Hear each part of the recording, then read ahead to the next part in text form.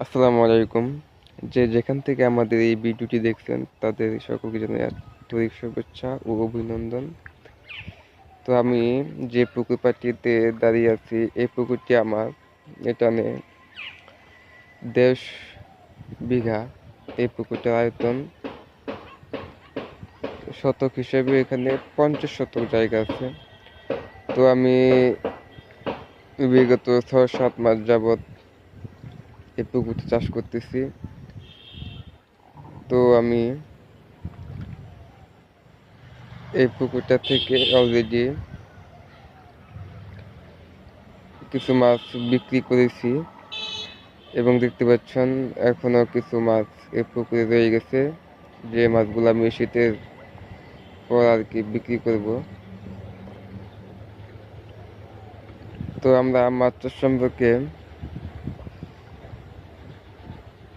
একটি বিষয় আপনাদের জানাতে চাই, সেটা হচ্ছে পুকুর। মাছ চাষের আগে কিন্তু পুকুরটা খুবই গুরুত্বপূর্ণ।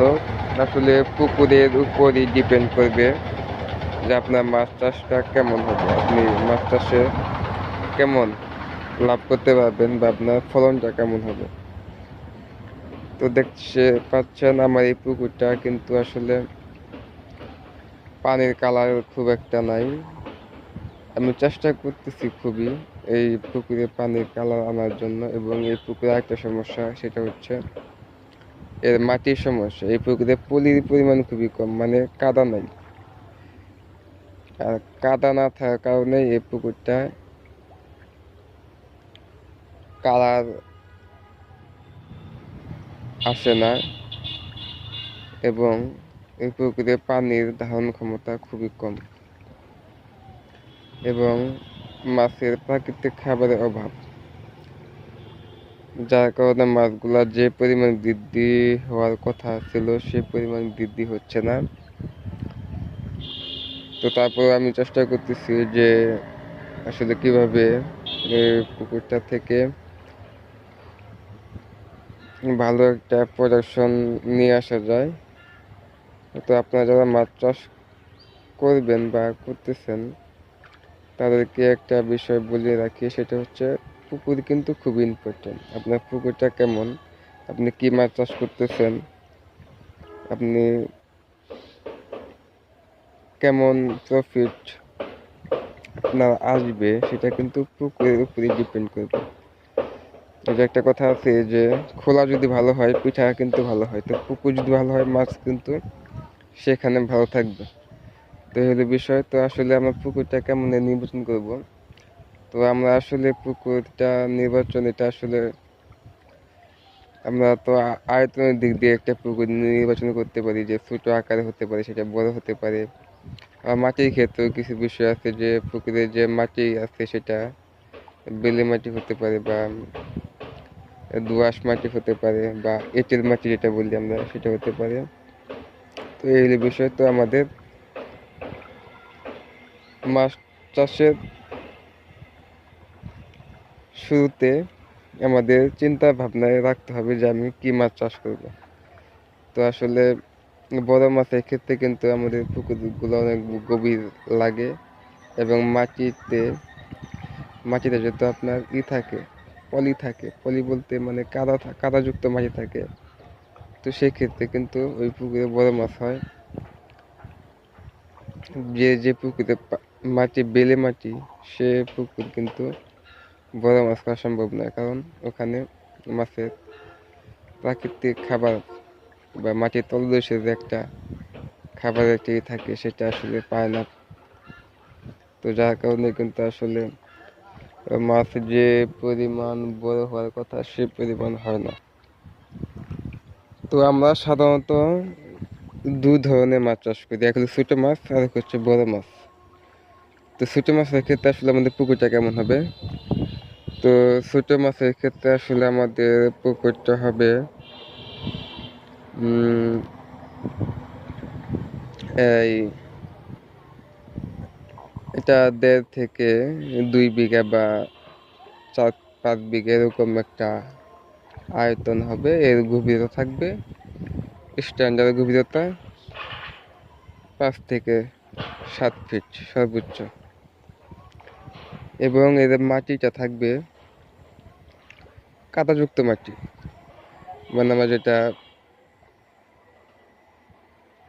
দোআঁশ মাটি বলি আর কি। একবারে ওইরকম করে মানে মিডিয়াম একটা কাদা থাকবে, হয়তো সেটা 6 ইঞ্চি থেকে 1 ফিট পর্যন্ত এরকম পুকুরে তলদেশে একটা কাদা স্তর থাকবে। তো এই ধরনের পুকুরে আমরা ছোট মাছ ছাড়লে সেটা মানে গ্রোথটা ভালো আসার সম্ভাবনা আছে, মানে এটা মোটামুটি পর্যায়ে একটা সাইজে যাবে আর কি।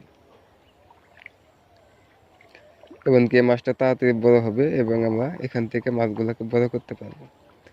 আরেকটা হচ্ছে রেণুর পুকুর, যেখানে আমরা ছোট ধানি পোনাগুলো ছাড়বো এবং এগুলা আবার হয়তোবা পোনা হিসেবে পরে বিক্রি করে ফেলবো। এরকম চিন্তা ভাবনার জন্য আমার যে পুকুরগুলো হবে 1 থেকে 1.5 বিঘা এর মধ্যে থাকবে। ছোটো হতে পারে 10, 20, 25 শতক হতে পারে। তো এই পুকুরের গভীর থাকবে সর্বোচ্চ 3 থেকে 4 ফিট। 5 ফিট হলে সমস্যা নেই, কিন্তু এর পুকুরে কাদা থাকা যাবে না, থাকতে হবে বেলে। বেলে হলে ভালো হয়, কারণ ছোটো মাছ বেলে মাটি হলে সেখানে মাছ ডেবে যাওয়ার সম্ভাবনা নেই। কাদা মাটিতে গুণগুলো ডেবে যায় বা আটকা পড়ে। এমনকি এই পুকুরের কাঁচারগুলো হবে, এই দেখছেন আমার পুকুরের কাছার একদম সমতল, একদম খাড়া না, একটু ঢাল ঢাল। তো এরকম ঢাল ঢাল একটা পা থাকবে পুকুরের, খারাপ পুকুর হবে না। তো তাহলে আর কি আমাদের মাছগুলা ভালো থাকবে। তো এই হলো বিষয়। এখন বলতে পারেন আমার এই পুকুরটা কত শতক? আমার এই পুকুরটা 50 শতকের একটি পুকুর। এই পুকুরটার গভীরতা খুব একটা বেশি না, 4 থেকে 5 ফিট। এবং এই পুকুরের মাটিটা হচ্ছে বেলে এবং এঁটেল, দুটোই বলা যায় আর কি।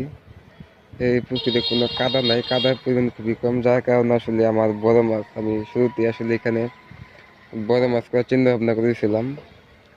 তো আমি ফার্স্টে আর কি বড় মাছই চেয়েছিলাম আর কি, 1/2 কেজি বা তার কিছু কম, 300-400 গ্রাম ওজনের মাছ চাচ্ছিলাম যে মাছটা বড় করব।